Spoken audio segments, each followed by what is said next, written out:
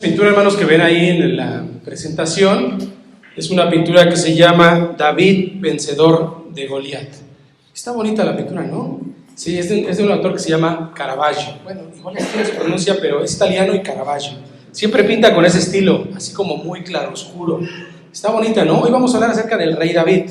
Miren, vamos a hablar del rey David porque Jesús lanzó una pregunta muy interesante. Él preguntaba, ¿por qué dicen que el Cristo es hijo de Dios? ¿Sí escucharon hace rato que leímos la lectura? Él está así reunido y de repente hace una pregunta curiosamente que no le da una respuesta, pero lanza una pregunta para que los demás la escuchen y dice, ¿por qué dicen que el Cristo es hijo de Dios? Y es justamente lo que vamos a ver, o vamos a tratar de responder en esta mañana, ¿vale? Hermanos, cuando yo era adolescente escuché mucha música reggae. ¿Alguien de aquí le gusta la música reggae? ¿Sí? Sí. Hay música reggae de amor y de desamor. Pero hermanos, el origen de la música de reggae, si le ponemos atención, tiene un contexto completamente religioso.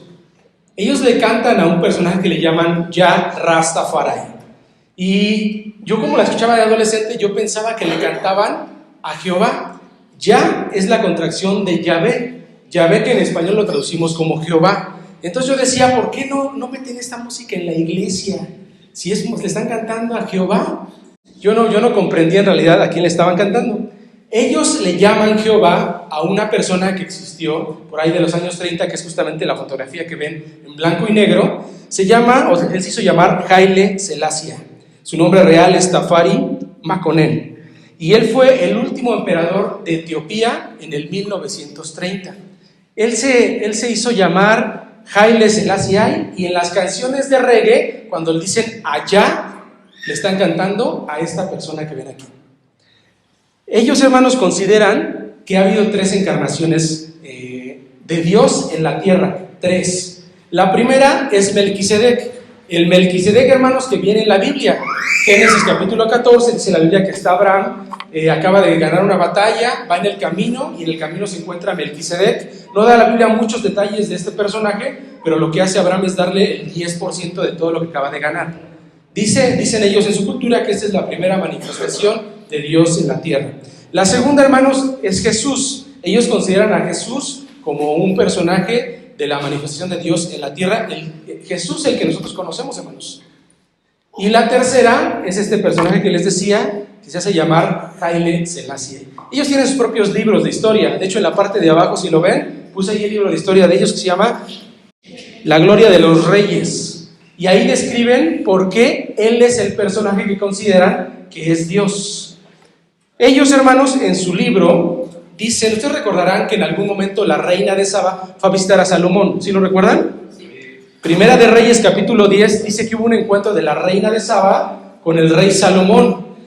La Biblia describe, según lo puse ahí, Primera de Reyes 10:13, dice, y dio el rey Salomón al reino de Saba todo lo que deseaba, pidiera lo que pidiera, aparte de lo que le dio de su tesoro real, y así ya regresó a su país junto con sus sirvientes. En sus libros de historia, ellos dicen que ellos tuvieron una relación y que de eso hubo un hijo, y ese hijo ellos le llaman Menelik primero, porque hubo también un segundo. Entonces ellos siguen una línea a través de Salomón, obviamente a través de David, llegando hasta Abraham. Ellos consideran que esa es la línea de sucesión hasta donde llega el Dios al que ellos adoran. Entonces cabe la pregunta que hace Jesús: ¿por qué dicen que el Mesías es hijo de David? ¿Sí les hace sentido, hermanos? Nosotros creemos, hermanos, según lo que describe Mateo 1 en la genealogía de Jesús, que Salomón tuvo un hijo que se llamó Roboam, y Roboam fue la línea que siguió hasta José, el padre de Jesús. ¿Sí estamos de acuerdo? Digamos que en términos generales, ellos siguen una línea a través de Menelik, que es el supuesto hijo de la reina de Saba con Salomón, y nosotros seguimos la línea a través de Roboam hacia José, el padre de Jesús. Esa es la línea de ellos, y esta es la línea de nosotros, y esta es la línea de ellos. Hermanos, cabe la pregunta: ¿por qué dicen que el Cristo o el Mesías es hijo de David? Porque si les preguntamos a ellos, ellos van a decir, sí, pues sí, yo también creo lo mismo, aunque yo le adoro a otra persona y nosotros le adoramos a otra persona. Entonces cabe la pregunta, hermanos. Miren, esto que les estoy comentando es una buena definición de lo que se llama sincretismo. Sincretismo es la combinación de distintas teorías, actitudes, opiniones, o en este caso doctrinas mezcladas para tratar de dar una explicación general. ¿Ok? La Biblia jamás nos explica que, por ejemplo, el rey Salomón haya tenido una relación con la reina de Saba, ni que haya habido un hijo, pero ellos lo creen, hermanos. Entonces esto es un sincretismo, una mezcla, una idea donde van metiendo ideas para cuadrar algo. ¿Ok? ¿Por qué les cuento todo esto, hermanos? Por tres razones. Número uno, cultura general.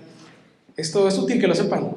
Segundo, porque tiene relación indirecta con la fe que nosotros profesamos. ¿Están de acuerdo? Están tomando pasajes de la Biblia. De hecho, Etiopía, hermanos, en su país, tiene tres religiones principales. El cristianismo, igual que nosotros. El catolicismo, pues, igual que el país. Y los musulmanes. De hecho, la religión de la que estamos hablando ahorita, del reggae, de los rastafari, esta religión va más por el lado de Jamaica y estos países. Ellos se quedaron con la fe a través de Jesús. Bueno, y ahora los musulmanes, que están creciendo de manera muy importante en esos países. Tiene relación indirecta con la fe que nosotros profesamos. Y tercero, hermanos, porque Jesús plantea la pregunta. O sea, vale la pena que sepan esto, porque Jesús plantea la pregunta. ¿Por qué dicen que el Mesías, por qué dicen que el Cristo viene del linaje de David? Interesante, porque Jesús no da la respuesta, no la da. Eso a mí me pareció muy interesante. Entonces nos toca a nosotros investigar para tratar de encontrar la respuesta. Y es lo que vamos a hacer en esta mañana, ¿vale? Bueno, leo el pasaje, hermanos, que está ahí, que es Marcos 2, el que leímos, para que vean la pregunta que hizo. Enseñando Jesús en el templo decía: ¿cómo dicen los escribas que el Cristo es hijo de David? Porque el mismo David dijo por el Espíritu Santo: dijo el Señor a mi Señor, siéntate a mi diestra hasta que ponga a tus enemigos por estrado de tus pies. David mismo le llama Señor. ¿Cómo pues es su hijo? Y gran multitud del pueblo le oía de buena gana. Interesante la pregunta de Jesús. Esta pregunta, hermanos, está en Mateo 22, está en Lucas 20 y está aquí en Marcos 12. Y en ninguna de las tres hay una respuesta. Entonces habrá que investigar. Quisiera hacer notar dos cosas importantes, hermanos. Ojo aquí, porque esto es muy importante para nuestra doctrina. Ya olvidémonos de los rastafaris y del reggae y volvamos a la palabra de Dios, ¿ok? Fíjense lo que dice aquí. Está hablando Jesús y Jesús mismo reconoce que el Salmo 110 que él está recitando es autoría de David. ¿Sí lo notan? Dice, porque el mismo David dijo por el Espíritu Santo. Interesante que Jesús le dé el lugar y el autor al Salmo 110, que es el que está usando él. Hermanos, esto nos da importancia histórica, porque nosotros creemos por fe que, por ejemplo, Proverbios lo escribió ¿quién? Salomón en su mayoría. ¿Quién escribió Salmos? David, Salomón, Moisés. ¿Quién se los dijo a ustedes, hermanos? Cuando compras una Biblia de estudio, ahí viene la primera parte, siempre quién es el autor. Pero hermanos, miren, aquí hay una referencia directa donde Jesús está dándole autoría a una persona que escribió un libro anterior, ¿no? Dice, porque el mismo David, y está citando el Salmo 110. Eso da referencia histórica, hermanos. Y la verdad es que nosotros creemos la historia por lo que se escribe y por los testigos oculares. Así lo creemos, hermanos. De hecho, mucha de la historia es porque hay escritos fragmentos de eso. Mucho de la historia. Primera idea. Segunda, hermanos, noten ustedes, porque esto es importante para la doctrina cristiana, noten ustedes que Jesús mismo le está dando autoría al Espíritu Santo a través de David. Dice, porque el mismo David dijo por el Espíritu Santo. Ojo aquí, porque esto cabe en nuestra doctrina perfectamente, hermanos. ¿Por qué nosotros, si alguien es nuevo en la Biblia, seguramente se hace la pregunta, ¿por qué le creemos a este libro? Porque es palabra de Dios. ¿Cómo sabes que es palabra de Dios? Pues Dios dijo, escribe. Ok, pero ¿quién? Se vuelve compleja la pregunta, no es fácil responderlo. O sea, nosotros que tenemos ya años de cristianismo, se vuelve, digamos, sencillo, podemos usar textos, la Biblia se explica a sí misma una y otra vez, se vuelve un poco más sencillo, pero para la gente nueva que no sabe, dice, ¿cómo le creo a esto? ¿Cómo le creo? Ojo aquí porque Jesús mismo está diciendo que la inspiración del Salmo 110 a través de David fue por el Espíritu Santo, hermanos. Esto le da validez a lo que nosotros creemos. Esto es palabra de Dios. ¿Sí están de acuerdo conmigo? Esto es palabra de Dios. Márquenlo ahí, hermanos, porque este texto es importante que lo sepan. Jesús mismo dando validez a través del Espíritu Santo a su palabra, a través de David. 40 hombres escribieron la Biblia en un periodo de ¿cuánto? 1500, 1600 años, en 3 continentes diferentes, y hermanos, todos inspirados por el Espíritu. La palabra de Dios tiene coherencia, la palabra de Dios tiene linealidad, o sea, va en un sentido específico, a pesar de que se escribió en diferentes lugares, por diferentes personajes, con distintas formas de vida cada uno de ellos. Tiene mucha linealidad. Y unidad, por supuesto. ¿Vamos bien, hermanos? El Salmo 110, que es el que Jesús está recitando, hermanos, es un salmo de entonación y de exaltación al rey. Lo que está haciendo en el Salmo 110 es cuando iban a poner a un rey, se repetía como dándole alabanzas, como dándole un lugar preponderante. Por eso, hermanos, se considera que es un salmo mesiánico, un salmo donde se profetiza cuando va a venir el Mesías o el Cristo. Por eso Jesús está usando este salmo y lanza la pregunta, hermanos, ¿por qué dicen? Y se la lanza a los escribas, a los estudiosos del momento. Les dice, ¿por qué el Cristo es hijo de David? Interesante la pregunta, hermanos.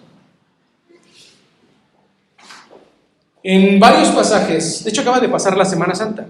Cuando hace la Semana Santa, los niños pasan aquí y cantan, ¿no? Y ocupan una palabra que es justamente esta. Ellos toman el Mateo 21, que justamente dice eso. Y la gente que iba adelante y la que iba detrás aclamaba diciendo, Hosana al Hijo de David, bendito el que viene en el nombre del Señor. ¿Ok?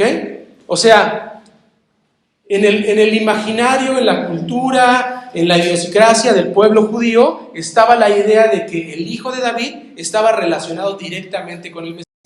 O sea, ya lo tenían aquí en la mente, ya era algo que ellos creían. De hecho, cuando llega Jesús, ellos creen que Él es el Mesías y le dicen, Hosana al Hijo de David. Ya lo están reconociendo como el Mesías, sin decirlo, ¿no? Porque está esta relación entre el Mesías y el Hijo de David.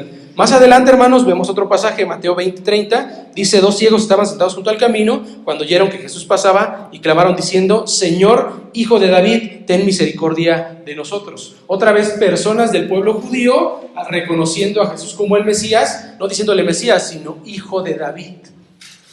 Una más, Mateo 15:22, ahí está, dice aquí, una mujer cananea que había salido de aquella región, clamaba diciendo, Señor, Hijo de David, ten misericordia de mi hija que está gravemente herida. Entonces, hermanos, en la cultura, en la mente ya estaba la idea de que el Mesías estaba relacionado directamente con el Hijo de David. Estos son pasajes, hermanos, de tiempos de Jesús. ¿Sí lo ven? Cuando Jesús estaba aquí en la tierra, se lo estaban diciendo directamente a Él. Pero, hermanos, si vemos en las profecías, una y otra y otra y otra vez, se repite la idea de la relación que tiene David con el Mesías. Vamos a ver algunos de ellos, hermanos. Segunda de Samuel 7:16. A ver si lo alcanzan a ver ahí, hermanos. Lo leemos el 16 que dice, y será afirmada tu casa y tu reino para siempre delante de tu rostro, y tu trono será estable eternamente. Hasta ahí, hermanos. Estas son palabras que le está diciendo el profeta a David. De hecho, la profecía parte de este pasaje, segunda de Samuel 7:16, porque le dice, tu reinado va a ser eterno. O sea, tu reinado va a ser para siempre. A partir de aquí nace la idea de que iba a llegar el Mesías a través del linaje de David. Vemos otro pasaje, Isaías 9, que de hecho todo el pasaje lo menciona, pero pongo aquí el versículo donde menciona a David. El versículo 7, si lo alcanzan a ver, léalo conmigo, dice, lo dilatado de su imperio y la paz no tendrá límite sobre el trono de David y sobre su reino, disponiéndolo y confirmándolo en juicio y en justicia desde ahora y para siempre. Hasta ahí, hermanos. Otra vez relacionando los profetas a David con el Mesías, con la profecía del Mesías. Vemos otra más, Isaías 11, más adelante, dice, ¿lo leen conmigo? Saldrá una vara del tronco de Isaí y un vástago retoñará de sus raíces. Hasta ahí. Hermanos, ¿quién es el papá de David?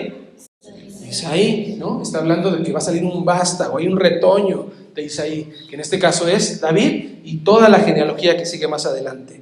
Jeremías 23:5, hermanos, si lo alcanzan a ver también, léalo conmigo, dice: he aquí que vienen días, dice Jehová, en que levantaré a David renuevo justo y reinará como rey, el cual será dichoso y hará juicio y justicia en la tierra. Hermanos, una y otra vez relacionando al Mesías, al Cristo, como hijo de David. Entonces, hermanos, si hoy nos hiciera la pregunta Jesús, viene aquí delante de Nueva Vida y les dice: hermanos de Nueva Vida, ¿por qué se dice que el Mesías está relacionado con el hijo de David? ¿Qué le dirían?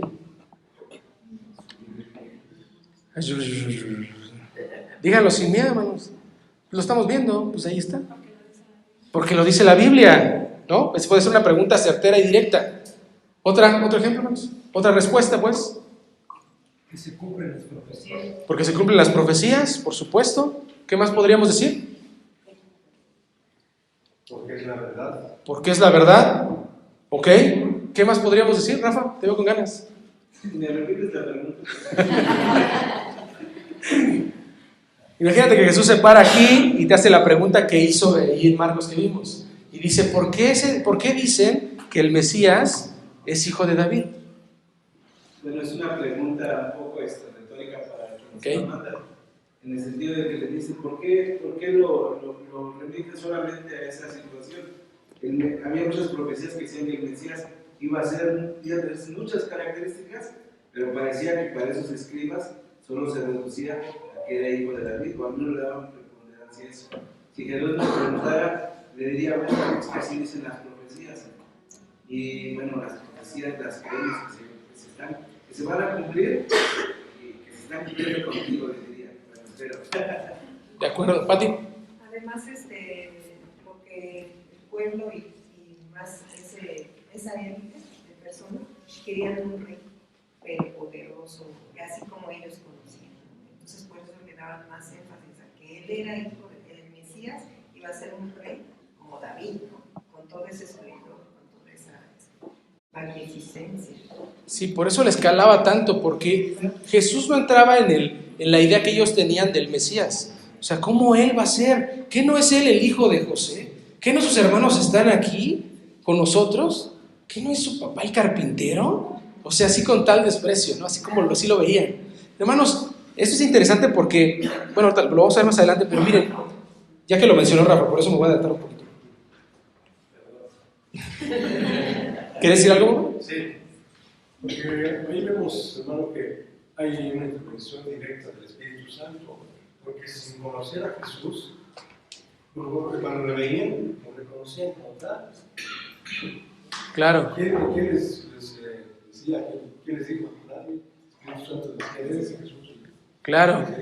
Sí, como una persona de clase baja, que prácticamente estuvo en una sola región, es tan importante a nivel mundial, hermanos. ¿Cómo puede ser? O sea, tiene que haber algo ahí sobrenatural que nosotros lo entendemos, lo tenemos claro, hermanos. Y me adelanto esto que les quería decir. Miren, ustedes recordarán que ellos creían que por ser hijos de Abraham tenían cierto valor. Yo soy hijo de Abraham, ¿no? Así se llama, yo soy hijo de Abraham. ¿Sí recuerdan ese pasaje? Hermanos, ¿y qué le responde en este caso Juan? A estas piedras las puede hacer hijos de Abraham si Dios quiere, ¿no? O sea, no le da valor a los títulos, no le da valor a aquellas cosas que el pueblo le daba valor, que los escribas le daban valor. Él hablaba de un valor diferente y ese valor lo entendemos nosotros. Pastor. Y es que digamos en la cultura o en la religión judía ya existía el arquetipo como tal, solo lo asociaban con él. O sea, que el hijo de David tiene que ver con su reinado. O sea, tal vez una respuesta por eso que tú eres rey. Claro, y por eso Mateo trata de enfatizar, Mateo escribe para un pueblo judío, y ese pueblo judío les enfatiza de dónde viene la genealogía de este personaje que en este momento despreciaban ellos, que no era el Mesías, hermanos. Eso es muy importante. Miren, Jesús mismo 3 veces se hace llamar a él mismo el Mesías. Jesús mismo se hace llamar el Mesías. Juan capítulo 10, Marcos 14 y Juan 4. Ya no lo leemos porque ya hasta les mandé un video de esto, hermanos. Entonces él mismo se hace llamar. ¿Por qué esto es importante, hermanos? Y que lo entendamos muy bien. Quizá para nosotros es muy claro entender que Jesús es el Hijo de Dios, que Jesús es el Mesías. Aquí venimos, le cantamos, le adoramos, le alabamos, oramos en el nombre de Jesús. Ya lo tenemos claro, hermanos. Pero allá en el mundo la gente no lo tiene claro. Y están entrando ideas que dicen que Jesús no es el Hijo de Dios. Están entrando ideas que dicen que Jesús no es Dios. Y hermanos, tenemos que tenerlo claro, porque las profecías lo enseñan, porque Jesús mismo lo decía, porque la palabra de Dios se fue cumpliendo a través de lo que Él dijo. Históricamente tiene validez. Entonces, hermanos, para nosotros tiene que quedar muy claro.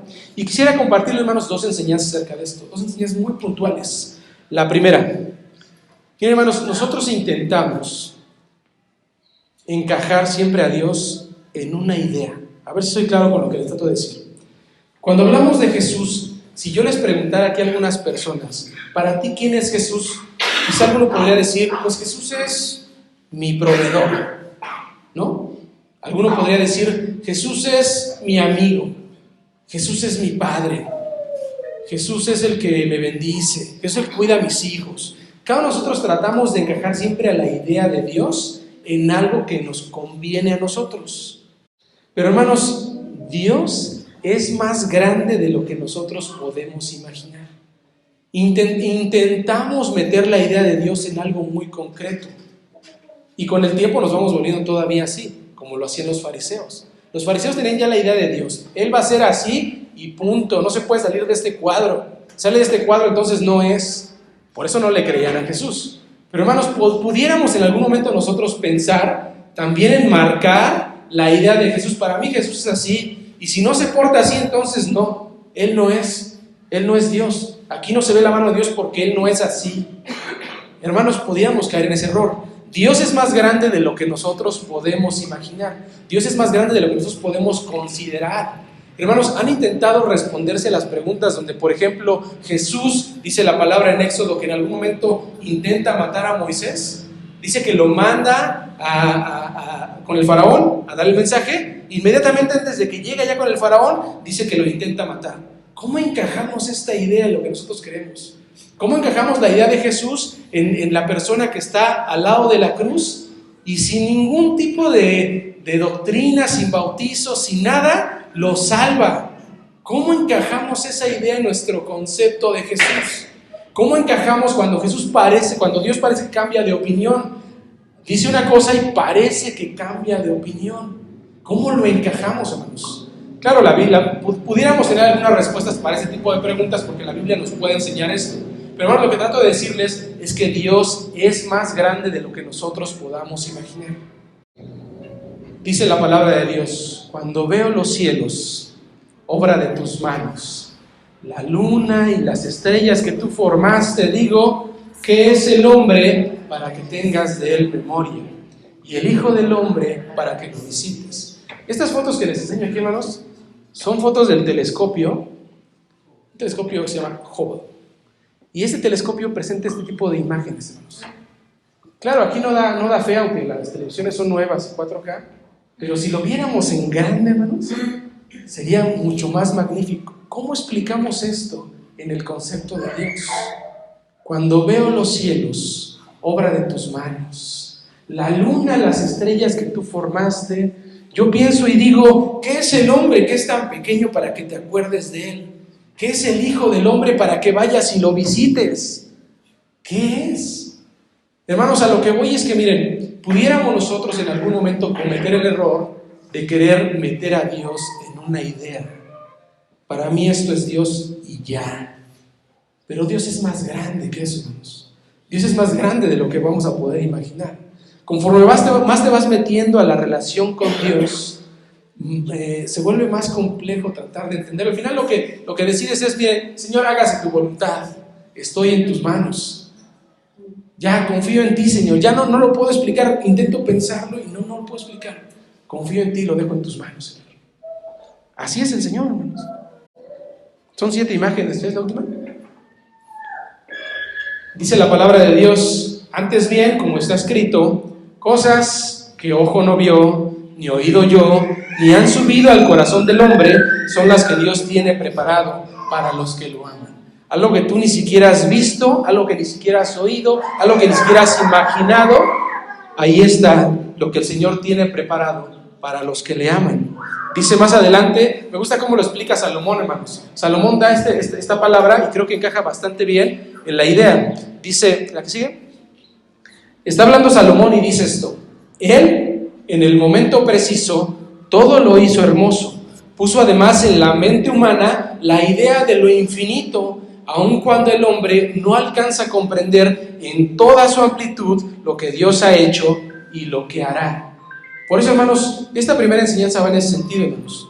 No intentemos nosotros meter a la idea que tenemos de Dios en una caja.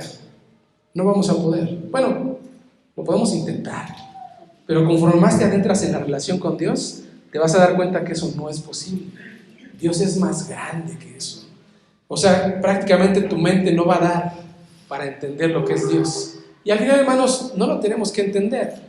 Buscamos la relación con Él, buscamos aprender de su palabra, buscamos confiar en Él y que crezca nuestra fe. Pero, hermanos, no lo vamos a poder entender. Por eso, hermanos, cuando vivimos algo que no nos gusta, es la voluntad de Dios. Es el Señor queriendo decirme algo. Confío en eso. No lo puedo explicar porque a mí no lo puedo explicar. Confío en que el Señor lo está haciendo. En Apocalipsis, hermanos, viene un pasaje bastante interesante, que es el que dice aquí, les voy a pedir que lo leamos juntos. Dice: Yo, Jesús, he enviado a mi ángel para daros testimonio de estas cosas en las iglesias. Yo soy la raíz y el linaje de David, la estrella resplandeciente de la mañana. ¿Quién dice esto? Jesús. Bueno, lo escribe Juan, pero ahí dice: Yo, Jesús, he enviado a mi ángel. Yo soy la raíz y el linaje de David. Hermanos, es interesante que él se llame el linaje de David. Él mismo, Jesús mismo lo está haciendo ahí. Ya lo vimos, ahora cuando lanza la pregunta en Marcos y en Apocalipsis parece que da la respuesta. Yo soy el linaje de David. Pero no dice solamente soy el linaje, dice soy la raíz. Por eso la Biblia dice: yo soy el alfa, yo soy la omega, soy el principio, soy el final. Porque Él se posiciona en un momento y un lugar específico en la historia de David. Pero no quiere decir que se quede ahí. Él viene desde el principio y Él sigue más adelante de ella. Hermanos, eso es Dios. ¿Cómo lo metemos en una idea? No comentamos eso, hermanos, porque es bien común. Es bien común que pensemos: no, yo ya sé cómo es Dios. Ya sé cómo pedirle, hacerle esta oración y esta sí me la va a contestar. Ya sé qué palabras usar. Ya sé que si me unto este aceite, el Señor me va a bendecir. Yo sé que así es. No, Dios es más grande que eso, hermanos. Difícil que lo podamos explicar. Y una segunda idea que les quiero compartir, hermanos. Miren, es bien común que la gente necesite algo tangible, algo que se vea, algo que se pueda tocar, para pensar que ahí está Dios. ¿Cómo que se les ocurre, hermanos? ¿En qué objetos las personas piensan que está Dios? Los santos, los crucifijos, una imagen, una figura, la propia creación, el templo, una tortilla, sí, quemada, ahí está la Virgen, y ahí la están adorando, ¿no? En el comal, sí, ahí está, ahí está. Hace poco el pastor nos hacía la pregunta del crucifijo, ¿no? Porque yo no veo que aquí casi nadie use crucifijos. Eunice tiene uno que oculta, pero ahí lo tiene. Ahí lo trae. Porque, hermanos, no es que esté mal, y bien lo entendemos, yo creo, ¿no? No es que esté mal traer el crucifijo. Lo que sí es que de repente la gente, porque lo ve, piensa que ahí está. Eso es lo que le pasaba al pueblo judío una y otra vez. Una y otra vez. Parece que la historia de Israel está bien con Dios, tan mal con Dios. Está bien con Dios, tan mal con Dios. Y siempre es la idolatría. Bueno, la idolatría y las mujeres, ¿no? Para los hombres que estaban ahí. Siempre estaban cayendo, hermanos. Pero, hermanos, miren, esto es bien importante porque parecería que necesitamos relacionar a Dios con algo físico. Hay un Dios que es una piedra. No me acuerdo del nombre ahorita, pero es una piedra con ojos. Literal, porque el otro día me metí a una casa y ahí lo tenían, su piedra con ojos y dulces alrededor y una manzana ahí. Y yo le pregunté qué era eso. Y ya me explicó, ¿no? Que era el Dios al que adoraba. Pero la gente necesita algo en que recargar, parecería, su fe y la idea de lo que es Dios. Esto es bien común, hermanos, así es el hombre. Pero, hermanos, nosotros no lo consideramos así. Y yo creo que eso es tan importante, hermanos, porque el hombre es así, que el Señor nos puso en los primeros 2 mandamientos estos mandatos. En los primeros 2 mandamientos. ¿Qué dice? No tendrás dioses ajenos delante de ti. No te harás imagen ni ninguna semejanza de lo que está arriba en el cielo, ni abajo en la tierra, ni en las aguas. Nada. Nada, porque hay quien adora las estrellas, el sol, hay quien adora la lluvia. Ahí está Tlaloc, ¿no? Se llama el dios de la lluvia. Ahí está Thor, el dios del trueno.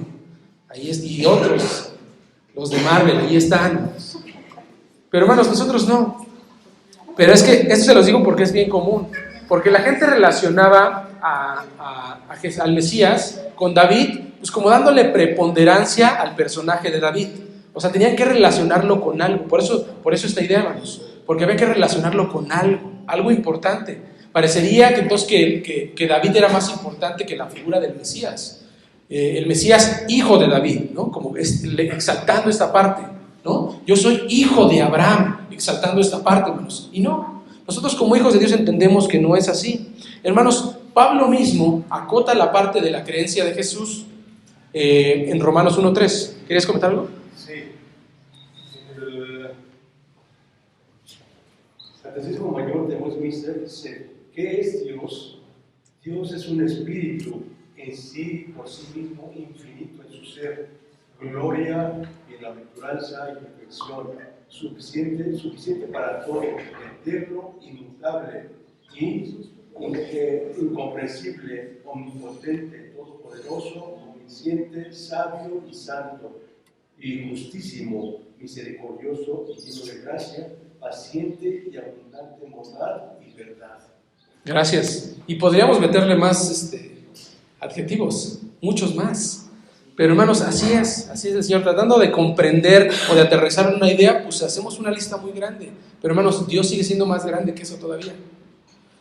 Pablo decía en Romanos 1:3, escribe en su carta y dice: Pablo, siervo de Jesucristo, llamado a ser apóstol, apartado para el Evangelio de Dios, que había prometido en las Santas Escrituras acerca de su Hijo nuestro Señor Jesucristo, que era del linaje de David, pero Pablo lo acota, según la carne.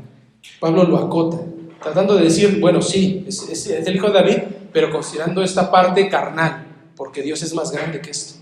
Y eso tiene que ser claro para nosotros, hermanos, porque con el paso del tiempo cometemos el error de encajar a Dios en una idea preconcebida que tenemos. Según nuestra experiencia, según lo que vivimos, según nuestro entorno, pareciera que lo encajamos ahí.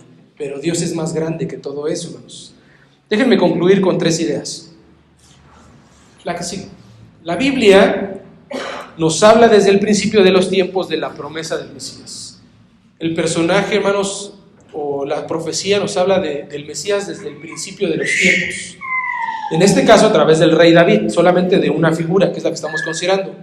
Podemos considerar la Biblia, la palabra de Dios, como confiable, porque Jesús mismo le da el valor de inspiración divina. ¿Amén? ¿Sí creen en la Biblia, hermanos? Sí. Cuando lo reciben, hacen la pregunta, me acuerdo que aquí hacen la pregunta: ¿creen que la Biblia es la palabra de Dios? Amén. Sí creo, exactamente. Segunda conclusión, hermanos.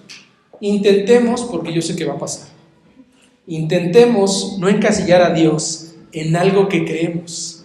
Entre más estudies su palabra y mantengas una relación con Él, más amplio vas a ver que es nuestro Dios y más pequeño te vas a ver tú, y eso está bien. Eso está bien. Cuando comprendas que tú eres pequeño, que es el hombre para que tengas de Él memoria y el Hijo del Hombre para que lo visites. ¿Qué es? No es nada, hermanos. El Señor es más grande que eso. Él tiene que crecer y nosotros hacernos cada vez menos. Y la última, no necesitas ver a Dios en algo tan tangible. La fe en Jesucristo se desarrolla a través del conocimiento de la palabra y esta te permitirá conocerlo aún más. ¿Sí está claro, hermanos? Creo que ahora podemos responder esta pregunta, ¿no? Lo tenemos claro nosotros porque tenemos el canon completo, hermanos. Es nuestra responsabilidad estudiarlo y estas preguntas que lanza Jesús son válidas de responder. Podemos intentar responderla a través de lo que la misma palabra enseña. Pónganse de pie, hermanos, y vamos a orar. Te damos muchas gracias, Señor, porque nos das tu palabra, nos das el Espíritu Santo, para que podamos, Señor, irte conociendo cada vez más. Entendemos, Señor, que tú eres algo inmenso, algo grande. Padre, y te agradecemos mucho que a pesar de que tú eres Dios, Señor, y de que nosotros somos prácticamente nada delante tuyo, tú nos has considerado, nos has amado, nos has perdonado, has muerto por nosotros, Señor. Te agradecemos porque tienes misericordia de nosotros. Gracias. Padre, confiamos en que tu palabra es la verdad, porque así tú lo enseñas, así tú lo reconociste. Confiamos, Señor, en que el Espíritu Santo puso a hombres para poder transmitir este mensaje que querías compartirnos a nosotros. Gracias por ello, Señor. Confiamos en ti, confiamos en tu palabra. Te agradecemos, Señor, por todo lo que nos das, porque eres un Dios bueno, porque eres un Dios grande, un Dios magnífico, un Dios poderoso. Gracias, Señor. Te lo pedimos todo y te agradecemos en el nombre de Cristo Jesús. Amén.